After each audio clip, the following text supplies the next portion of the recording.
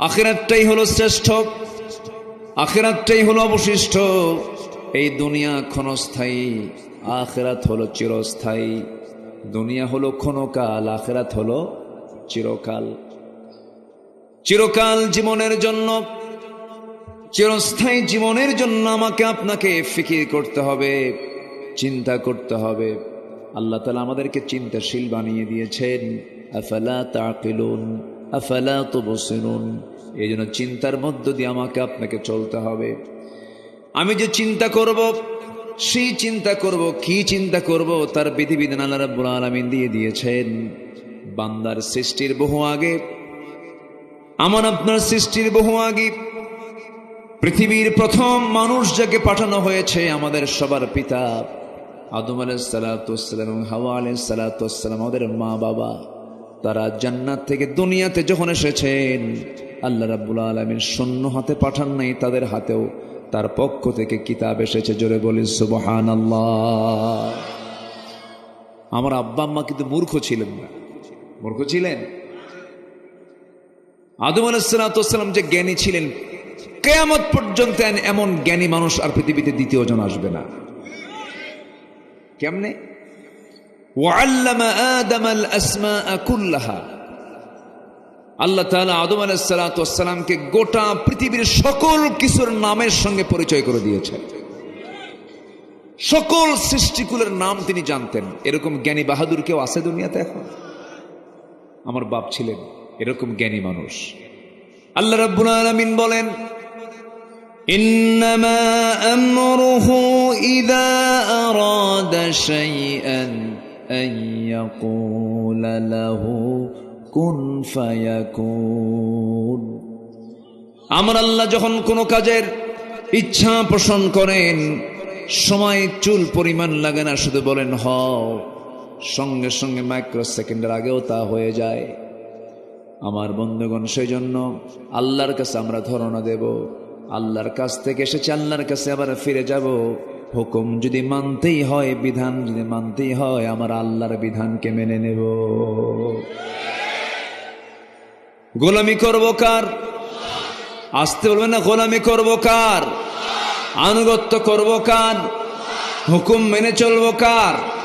আল্লাহ রাব্বুল আলামিন বলেন, وَمَن يُطِعِ اللَّهَ وَرَسُولَهُ يُدْخِلْهُ جَنَّاتٍ تَجْرِي مِن تَحْتِهَا الْأَنْهَارُ خَالِدِينَ فِيهَا وَذَلِكَ الْفَوْزُ الْعَظِيمُ। জোরে বলুন আল্লাহু আকবার। এই দুনিয়াতে যে বান্দা আনুগত্যের ক্ষেত্রে আল্লাহ এবং রাসূলকে যারা আনুগত্য করবে, ফলো করবে, আল্লাহ রাব্বুল আলামিন নিজে ওয়াদা করছেন, তার জন্য আমি আল্লাহ ক্ষণস্থায়ী কোনো জায়গা নয়, চিরস্থায়ী জায়গা জান্নাত দেব। যে জান্নাতের নিচ দিয়া আমি আল্লাহ নহর প্রবাহিত রেখে দিয়েছি। জোরে কোন সুবহানাল্লাহ। নহর নদীর ঝর্ণা, নদী বহমান রেখে দিয়েছি। আমার বন্ধুগণ, সেই জান্নাত পেতে হলে কারো আনুগত্য করা যাবে না, কারো ইত্তেবা করা যাবে না। আল্লাহ রাব্বুল আলামিন বান্দাকে বলছেন, বান্দারে, এই দুনিয়াতে তোকে শুধুমাত্র কেবলমাত্র আমার গোলামির জন্য পাঠিয়ে দিয়েছে। এই জন্য আমরা নামাজের মধ্যে বলি, যারা পারেন ঠোঁট মিলিয়ে বলুন, ইয়্যাকা না'বুদু ওয়া ইয়্যাকা নাস্তাঈন ইহদিনাস সিরাতাল মুস্তাকিম সিরাতাল্লাযীনা আন'আমতা আলাইহিম গায়রিল মাগদুবি আলাইহিম ওয়ালাদ-দাল্লিন। এরপরে আরো জোরে, আরো জোরে। আমার বন্ধুগণ, আল্লাহর যে আমরা গোলামি করব, যে ইবাদত করব, সে ইবাদত কবুল হয় কিনা বুঝবো কেমনে? ইবাদত কবুল হয় না কেন? ইবাদত কবুল না হওয়ার পেছনে কিছু কারণ আছে। সেই সমস্ত কারণগুলো যদি আমার আপনার জীবন থেকে মাইনাস করে নিতে পারি, আমি যা চাইব সেই দোয়া কবুল করবেন তিনি আমার কে? ইবাদত কবুলে কিছু অন্তরায় আছে। আমাদের ইবাদত যদি কবুল না হয় তাহলে এমন কিছু অপরাধ আমাদের মধ্যে থেকে যায় যে অপরাধের জন্য আমাদের দোয়া, আমাদের ইবাদতগুলো কবুল করেন না। তিনি কে? আল্লাহ তাআলা। একটু মনোযোগ দিয়ে শুনুন। এক নাম্বার, অনেক লম্বা লম্বা কথা ছিল, সময় খুব অল্প, একটু একটু করে বলেই আমরা শেষের দিকে আস্তে আস্তে চলে যাব। সূরা নিসার 14 নম্বর এবং 15 নম্বর আয়াত আমি তেলাওয়াত করেছি। 13 এবং 14 নম্বর আয়াত আমি তেলাওয়াত দিয়ে শুরু করেছি। আল্লাহ রাব্বুল আলামিন একটা কাজের মধ্য দিয়ে জান্নাতের ঘোষণা করেছেন, আরেকটা অপকর্মের ফলাফল হিসেবে আল্লাহ রাব্বুল আলামিন জাহান্নামের কথা বলেছেন। এইদিকে আমি বলেছি ইবাদত কবুলের 10টা অন্তরায়, 10টা অপকর্ম থেকে যদি কোনো বান্দা নিজেকে গুটিয়ে নিতে পারে, সে আল্লাহর দরবারে যা চাবে সেই চাও আমার আল্লাহর দরবারে মঞ্জুর হয়ে যাবে। 1 নম্বর অন্তরায় হলো, যদি কোনো বান্দার মধ্যে মুনাফিকি থাকে, মুনাফিকি চরিত্র নিয়ে হাজার বছর ধরে দোয়া করলে সে দোয়া কবুল হবে না।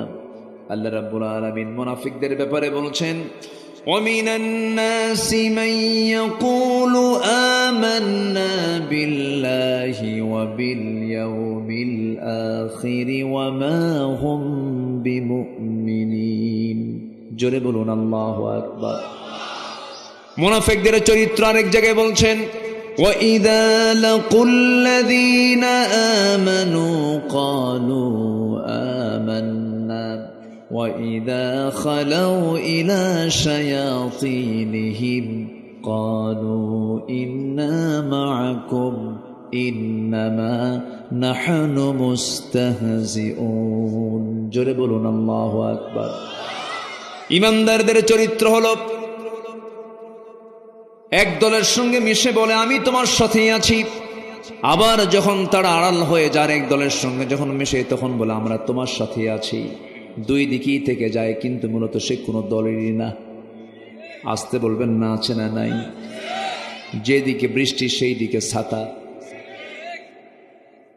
আমার বন্ধুগণ, যুগে যুগে মুনাফিক ছিল, আমার নবীজির আমলেও মুনাফিক ছিল। নবীর পিছনে তারা ইক্তেদা করত, আমার রাসূলকে দেখে দেখে আমার নবীজির বয়ান শুনে শুনে চোখের পানি ফেলে ফেলে কাঁদতো।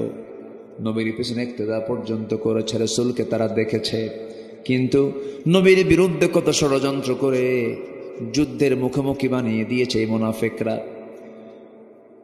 মদিনার ইহুদি গোত্র বনু নজির, বনু কুরাইজার সঙ্গে কুরাইশদের যোগ সাজস করে দিয়েছে এই মুনাফিকরা। ইসলামের যত বড় ক্ষতি হয়েছে এক কাফেরের দ্বারা, মুশরিকের দ্বারা যত ক্ষতি হয়েছে তার চাইতে বেশি ক্ষতি হয়েছে হলো মুনাফিকের দ্বারা। এই জন্য মুনাফিকদের ব্যাপারে ইসলাম নরম হতে বলেছে না কঠোর হতে বলেছে? মুনাফিক কাকে বলে এটা একটা বিষয়। মুনাফিক কিন্তু কোনো কাফের না, মুনাফিক কিন্তু কোনো মুশরিক না, মুনাফিক কিন্তু অন্য ধর্মের কাউকে বোঝানো হয়নি। মুনাফিক নামাজও পড়বে, মুনাফিক রোজাও রাখবে, মুনাফিক হজও করে, মুনাফিক দান সদকাও করে, কিন্তু এগুলো সব করে হলো তার নিজের স্বার্থের জন্য, আল্লাহর জন্য নয়। আছে কি না? আসতে বলবেন না, আছে কি না? এবং এদেরকে চেনার 1 নাম্বার মানে যে কারণ, এদেরকে চিনতে যে 1 নাম্বার যে তাদের বদগুণ, সেটা হলো এরা ঘন ঘন মিথ্যা কথা বলে। এরকম লোক তো মনে হয় শিবগঞ্জে নাই। আছে? আছে? তাহলে মিথ্যা কথা বলে মানে, মিথ্যা কথা বলা মানে কি হলো? সে কোন জাত? বলেন বলেন বলেন, কোন জাতে গেল? মুনাফিক গ্রুপে সে চলে গেল। এটা কি আমার কথা না আল্লাহর কথা? আল্লাহ রাব্বুল আলামিন বলেন, ইন্নাল মুনাফিকিনা লাকাযিবুন। মুনাফিকরাই মিথ্যুক হয়, ঈমানদার কখনো মিথ্যুক হতে পারে না। ঈমানদার কখনো ওয়াদা ভঙ্গকারী হতে পারে না। ঈমানদার কখনো আমানতের খেয়ানতকারী হতে পারে না। ঈমানদারদের চরিত্র কি কোরআনের বিভিন্ন জায়গায় এসেছে। মুত্তাকির চরিত্র, ঈমানদারদের চরিত্র কোরআনে আছে না নাই বলেন? কোরআন খুললি মুত্তাকির চরিত্র খুঁজে পাওয়া যায়। যারা পারেন ঠোঁট মিলিয়ে বলুন হুদাল্লিল মুত্তাকিন الذين يؤمنون بالغيب ويقيمون الصلاة ومما رزقناهم ينفقون والذين يؤمنون بما أنزل إليك وما أنزل من قبلك وبالآخرة هم يوقنون أولئك على هدى من ربهم وأولئك هم المفلحون জোরে বলুন আল্লাহু আকবার। মুত্তাকির গুণ হলো পাঁচটা, কয়টা বলেন? মুখস্থ করে যাবেন, কয়টা বলেন? নাম্বার 1 হলো যারা অদৃশ্যকে বিশ্বাস করে। অদৃশ্য মানে আল্লাহকে দেখি না কিন্তু আছে না নাই, এই বিশ্বাস আছে না নাই। ওয়ায়ুকিমুনাস সালাহ, যারা নামাজকে কায়েম করে। ওমিম্মা রাযাকনাহুম ইউনফিকুন, আমি যে রিজিক দিয়েছি সেই রিজিক থেকে আমার পথে যারা আমাকে খুশি করার জন্য দান করে, যারা কিতাবগুলোকে বিশ্বাস করে। এবং নাম্বার 5, যারা আখিরাতকে বিশ্বাস করে। এই 5টা গুণ আছে যার, সেই বান্দা বিফল না সফল। ওয়া উলাইকা হুমুল মুফলিহুন। মুমিন কারা? আল্লাহ রাব্বুল আলামিন মুমিনদেরকে চেনার জন্য সূরা মুমিনুন দিয়েছেন, মুনাফিককে চেনার জন্য সূরা মুনাফিকুন দিয়েছেন, কাফেরকে চেনার জন্য সূরা কাফিরুন দিয়েছেন। মুমিন কারা? 7টা গুণ আছে যার। মুত্তাকি কারা? 5টা গুণ আছে যার। এখন আসি আমরা মুমিন কারা কারা, একটু মনোযোগ দিয়ে শুনে মুখস্থ করে নেই। যারা পারেন ঠোঁট মিলিয়ে আমার সঙ্গে বলুন قد أفلح المؤمنون الذين هم في صلاتهم خاشعون والذين هم عن اللغو معرضون والذين هم للزكاة فاعلون والذين هم لفروجهم حافظون إلا على أزواجهم أو ما ملكت أيمانهم فإنهم غير ملومين فمن ابتغى وراء ذلك فأولئك هم العادون والذين هم لأماناتهم وعهدهم راعون والذين هم على صلواتهم يحافظون أولئك هم الوارثون الذين يرثون الفردوس هم فيها خالدون জোরে বলুন আল্লাহু আকবার, আরো জোরে বলুন আল্লাহু আকবার। আমার বন্ধুগণ, মুমিন কারা? 7টা গুণ অর্জন করেছে যারা। নাম্বার 1 হলো যারা খুশুর সঙ্গে যারা নামাজটা পড়বে, 1 ওয়াক্ত না 5 ওয়াক্ত, 7 দিনে 1 দিন না 7 দিন, কয়বার? আসতে বলবেন না, কয়বার? সময় না অসময়ে, একা না জামাতে, বুঝে না না বুঝে, জেনে না না জেনে, যারা খুশুর সঙ্গে নামাজ পড়বে। নাম্বার 2 হলো যারা জিহ্বাকে যারা কন্ট্রোল করবে, জিহ্বাকে যারা বিশ্রাম দেবে।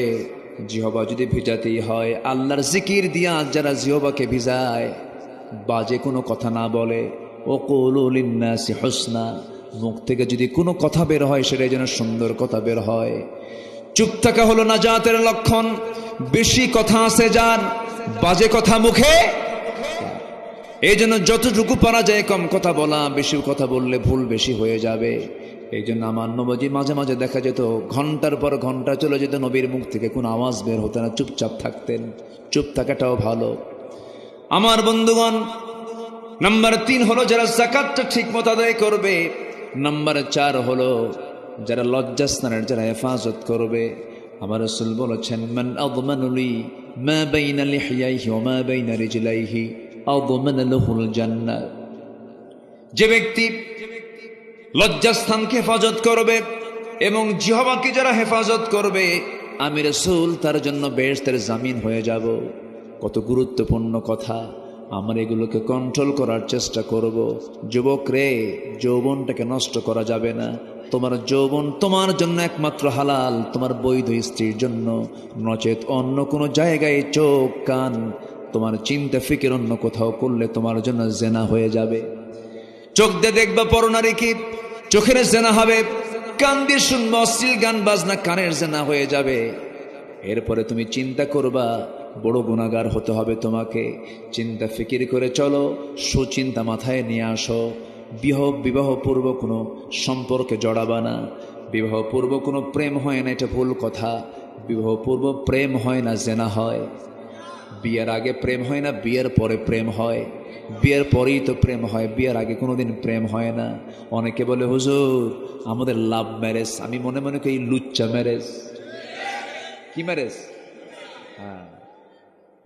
সম্মানিত ভাইয়েরা, সম্মানিত বন্ধুগণ, তাহলে যৌবনকে কন্ট্রোল করার দরকার আছে না নাই?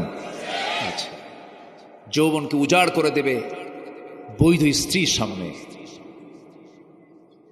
আমার মা, আমার আলোচনা যারা শুনছেন, মেহরবানি করে আপনার সৌন্দর্যের পসরা পর পুরুষকে দেখাবেন না। কিন্তু দুঃখজনক হলো সত্য, মেয়েদের একটা সমস্যা কি জানেন? স্বামীর সামনে এরা সাজগোজ করে না। স্বামীর সামনে ছেঁড়া শাড়ি, মার্কেটে যাতে নতুন নতুন শাড়ি পরে। কারে দেখাবে এখন? তো দোকানদারকে দেখাবে। হ্যাঁ, ওয়াজ কি শুধু আমি পারি? দোকানদারকে দেখাবে, রিক্সাওয়ালা ভ্যানওয়ালা দেখবে আর বলবে দেখ গেল গেল। নাউজুবিল্লাহ বলেন। আবার কিছু পুরুষও আছে সমস্যা, নিজের সুন্দরী বউ সে একা দেখে সন্তুষ্ট না, জাতিকে দেখাতেও সে সন্তুষ্ট হয়। এরকম কিছু মানে জাতীয় স্বামী আছে না নাই? স্বামী করে কি জানেন? বউটাকে নিয়ে হুন্ডায় চড়ে, হুন্ডায়, তাও নর্মাল কোনো হুন্ডা না, R15 লেটেস্ট ভার্সন। সে হুন্ডার আবার প্যাসেঞ্জার সিট হলো দোতলা আর ড্রাইভিং সিট হলো নিচতলা। ড্রাইভিং সিটের স্বামী বসে নিচে, দেখা যায় না, আর বউকে উঠায় দেয় দোতলায়, যেন জাতির দেখতে যেন অসুবিধা না হয়। হঠাৎ করে যদি হুন্ডা পার হয়ে যায়, যদি না দেখতে পারে, এটা কেমন মিস হয়ে যাবে। এই জন্য আবার যেদিক দিয়ে ধোঁয়া বের হয় হুন্ডার, স্যালেঞ্জার আউট করে, মানে বিকট আওয়াজ, যেন সব যেন ওই দিকে নজর দেয়। একদম কনসার্ট থেকে ইসরায়েল মোড় পর্যন্ত, রানীহাটি পর্যন্ত এক টান মারল। এক টান মেরে জাতিকে দেখায় দিয়া সন্ধ্যার দিকে মহানন্দার পাশে গিয়ে নদীর তীরে, ভাবতেছেন হুজুর চেনে না এগুলো না? আচ্ছা, নদীর তীরে গিয়ে বউটাকে লাল লিপস্টিক, মাথার চুলটা খুলে দিয়ে, লাল শাড়ি পরায় দিয়া, কোমর পিঠ বের করায় দিয়া, চোখে কি বলে, চোখে আশকারা মাস্কারা দিয়া, আর কি বলে গোটা মুখ জুড়ে আটা ময়দা মাখায় দিয়া, বাস 16 Pro Max আইফোন দিয়া ছবি একখান তুলে সেই ছবি ফেসবুকে আপলোড কইরা লিখতেছে ক্যাপশন, প্রিয় ভাইয়েরা আসুন আমার বউটাকে সবাই মিলে জামাতের সাথে দেখি। যেরকম নাউজুবিল্লাহ, এরকম কপাল পড়া কিছু বেয়াদব অসভ্য স্বামী আছে না নাই? কত বড় জেনাকার এগুলো, বদমাইশ এগুলো, এগুলো হচ্ছে দায়ুস। আর দায়ুস লা ইয়াদখুলুল জান্নাত, দায়ুসরা কখনো জান্নাত পাবে না, জান্নাতে প্রবেশ করতে পারবে না। আল্লাহ তাআলা এই সমস্ত অপকর্ম থেকে এই জাতিকে হেফাজত করুন। জোরে বলি আমিন, আরো জোরে আমিন। সম্মানিত ভাইয়েরা, আমরা 1 নম্বর চরিত্র আমরা শুনলাম, যে চরিত্র আমার আপনার মধ্যে থাকলে পরে আমার আপনার কোন ইবাদত কবুল করবেন না, তিনি কে? সেটা কোন চরিত্র বলেন তো? মুনাফিকি। মুনাফিকি রাখা যাবে না। আল্লাহ রাব্বুল আলামিন কাফিরকেও জাহান্নাম দিবেন, মুশরিককেও জাহান্নাম দিবেন, জালিমকে জাহান্নাম দিবেন, ফাসিককে জাহান্নাম দিবেন, কিন্তু কোথাও বলেন নাই তাদেরকে কেমন পরিমাণ শাস্তি দেওয়া হবে। কিন্তু মুনাফিকদের ব্যাপারে কত ভয়ঙ্কর আয়াত নাজিল হয়েছে। যারা পারেন ঠোঁট মিলিয়ে বলুন, ইন্নাল মুনাফিকিনা ফিদ দারকিল আসফালি মিনান নার ওয়ালা তাজিদ লাহুম নাসীরা। মুনাফিকদের জন্য জাহান্নামের সর্বনিম্ন স্তর, সবচেয়ে নিম্ন স্তরে তাদেরকে রাখা হবে, জাহান্নামটা উদ্বোধন করা হবে মুনাফিককে দিয়া। কারণ মুনাফিকের দ্বারা ইসলামের যত বড় ক্ষতি হয়েছে যুগে যুগে, একজন কাফের মুশরিকদের দ্বারা এত বড় ক্ষতি হয় নাই। এরকম মুনাফিক আমার দেশে আছে না নাই? আসতে বলবেন না, আছে না নাই? মুনাফিককে চেনা যায় নামাজে নয়, মুনাফিককে রোজায় চেনা যায় না, মুনাফিককে দান সদকায় চেনা যায় না। মুনাফিককে যদি চিনতে হয়, দেখবেন এরা কখনোই জীবন দেওয়ার মানসিকতা নেবে না। এরা মানুষকে পাঠায়া দেবে, কিন্তু যত যত যত রক্ত লাগে সব দিয়ে দেব, প্রয়োজনে লোক পাঠাবো, আমি যাব না। এরা কি? আরো জোরে এরা কি? মুনাফিক। যত রক্ত লাগে দেব, প্রয়োজনে লোক পাঠাবো, আমি যাব না। মুনাফিককে নামাজে চেনা যায় না, মুনাফিককে রোজায় চেনা যায় না, মুনাফিককে হজে চেনা যায় না, মুনাফিককে চেনা যায় হলো জিহাদের ময়দানে। ওরা জিহাদে যাবে না, মরতে রাজি নাই। আন্দোলন করব, নেতা হব, কিন্তু মরবো না। অনলাইন থেকে ব্রিফ করে, ভাইরা আমার যুদ্ধে নামুন। উনি দেশের বাইরে আছে না নাই? আমার রাসূল এমন নেতৃত্ব দেননি। আমার রাসূল ছিলেন জিহাদের ময়দানে পিছনে না আগে? মার খেয়েছেন কম না বেশি? বেশি। সম্মানিত ভাইয়েরা, আমার নবী উহুদের ময়দানে সবচাইতে কণ্টকাকীর্ণ একটা জিহাদের ময়দান ছিল উহুদের ময়দান। এত কঠিন একটা যুদ্ধ। আমি যখনই মদিনায় যাই, উহুদের প্রান্তরে আমি না গেলে ভাল লাগে না, আমি চলে যাই। আহারে, ওই ময়দানে আমার নবীর দুটো দাঁত ভেঙে পড়েছিল। ওই যুদ্ধের ময়দানে আব্দুল্লাহ বিন জাহাসের কান কেটে নেওয়া হয়েছিল, নাক কেটে নেওয়া হয়েছিল, চোখ তুলে নেওয়া হয়েছিল, পা কাটা হয়েছিল।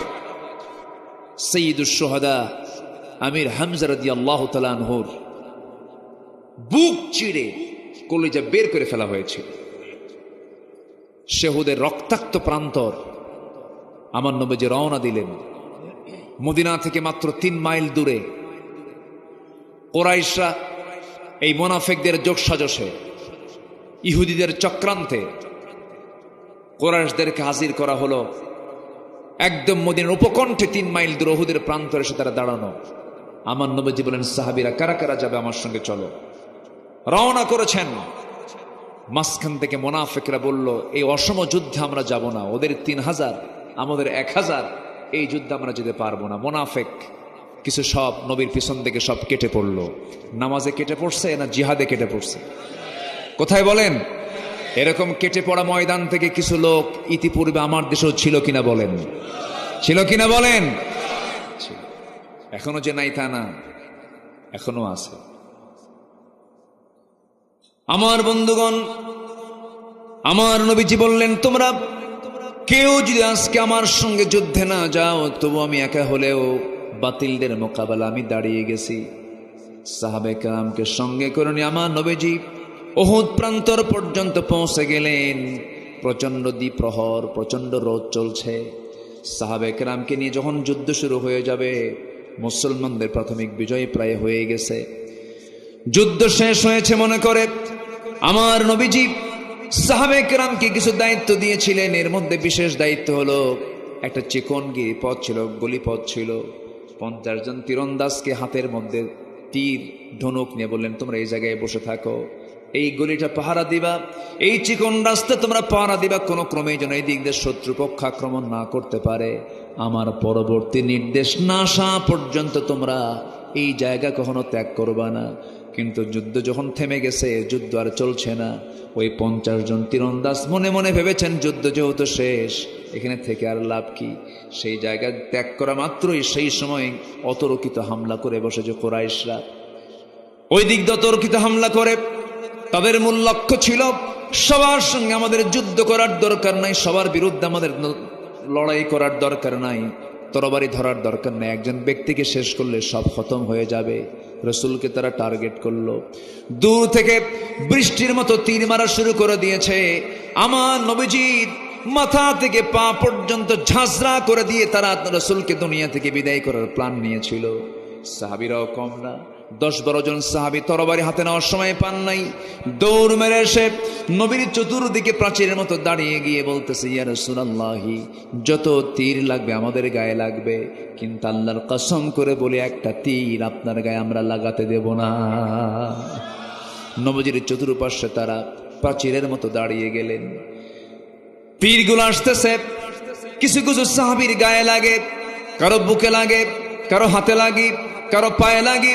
এক সাহাবীর চোখের মধ্যে তীর ঢুকে গেছে, ফিনকি দিয়ে রক্ত পড়া শুরু হয়ে গেছে, চোখটা উপরে গিয়ে হাতের উপরে হাতের তালুতে পড়ে আছে।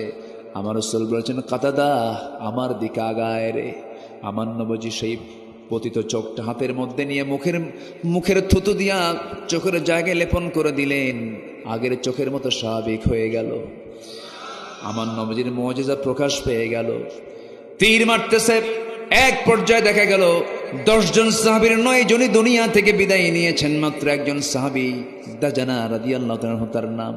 রাসূলকে জড়িয়ে ধরে বলছেন, ইয়া রাসূলুল্লাহি, যত তীর আমার গায়ে লাগুক আপনার গায়ে আমরা একটাও লাগাতে দেব না। আমার বন্ধুগণ, শেষে দেখা গেল রাসূলকে বাঁচাতে গিয়া ওই সাহাবীর পিঠের ভেতরে 1-2টা তীর বিদ্ধ হওয়ার দাগ নয়, 70 থেকে 80টি তীর বিদ্ধ হওয়ার দাগ ফুটে উঠেছে। পিঠটা চালনার মতো হয়ে গেছে, খোঁচা খোঁচা হয়ে গেছে। আমার নবীজি সম্পূর্ণ একাকী অবস্থায় পড়ে গেলেন। ইবনে তাইমিয়া নামে একজন কাফের হাতের মধ্যে পাথর নিল, নিকটবর্তী জায়গা থেকে নবীর মাথা বরাবর একটা পাথর মেরে দিয়েছে। মাথায় ছিল হেলমেট, হেলমেটের চিকন ফলা, ভিতর থেকে চিকন ফলা, চিকন লোহার ফলা কপালের মধ্যে গেঁথে গেল। আরেকটা আঘাত মেরেছে, দাঁত ভেঙে পড়ে গেল। আরেকটা আঘাত মেরেছে, শিরস্ত্রাণের চিকন লোহা নবীর গালের মধ্যে গেঁথে গেছে। একই মুখের ভিতরে 3টা আঘাত, কপালে, গালে, মুখে। আমার নবীজি মুখ থুবড়ে জমিনে পড়ে গেলেন, মুখে রক্তগুলো গড়ে গড়ে পড়ে বিশ্ব নবীর মুখ থেকে। আমার নবীজি মুখ থুবড়ে জমিনে পড়ে গেছেন, নবীর পাশে কেউ নাই। নবীর মুখে রক্ত দিয়ে জমিন রক্ত রঞ্জিত হয়ে গেছে, জুব্বাগুলো লাল হয়ে গেছে, নবীর পাশে কেউ নাই রে। চতুর্দিকে কাফেররা গুজব রটায় দিয়েছে, কতিলা মুহাম্মদ, রাসূল নিহত, মুহাম্মদ নিহত। পাগল সাহাবী ওমর ফারুক রাদিয়াল্লাহু তাআলা খুব পাগলের মতো ছোটাছুটি করছেন আর বলছেন, যে দুনিয়াতে রাসূল বেঁচে নাই সেই দুনিয়াতে আমারও বাঁচার দরকার নাই। তরবারে দিয়ে আবার যুদ্ধ শুরু করে দিয়েছেন। সাইয়েদনা আলী রাদিয়াল্লাহু বিচক্ষণ সাহাবী ছিলেন, মনে মনে চিন্তা করছেন, না না, রাসূল মারা যেতে পারেন না। এই চিন্তা মাথায় নিয়ে তন্ন তন্ন করে ওহদের প্রান্তর খুঁজতেছেন। খুঁজতে গিয়ে দেখেন আমার নবীজি মুখ থুবড়ে জমিনে পড়ে আছেন, চেহারাগুলো বিকৃত হয়ে গেছে, চেনা যাচ্ছে না, রক্তে লাল হয়ে গেছে, দাড়িগুলো লাল হয়ে গেছে। আমার নবীজিকে দেখি সাইয়েদনা আলী বলছেন, ইয়া রাসূলুল্লাহ, ওই মক্কার কুরাইশ আপনাকে এত কষ্ট দিল, আপনি তাদের জন্য লানত করুন। রাসূল বলছেন, আলী রে, লানত করার জন্য আমি আসি নাই, তবে একটা কথা আলী জেনে রেখে দিও, আমার দেহ থেকে যখন এই জমিনে রক্ত ঝরেছে, বেশি দিন দূরে নয় আলী, এই জমিনে আল্লাহর দিন কায়েম হয়ে যাবে।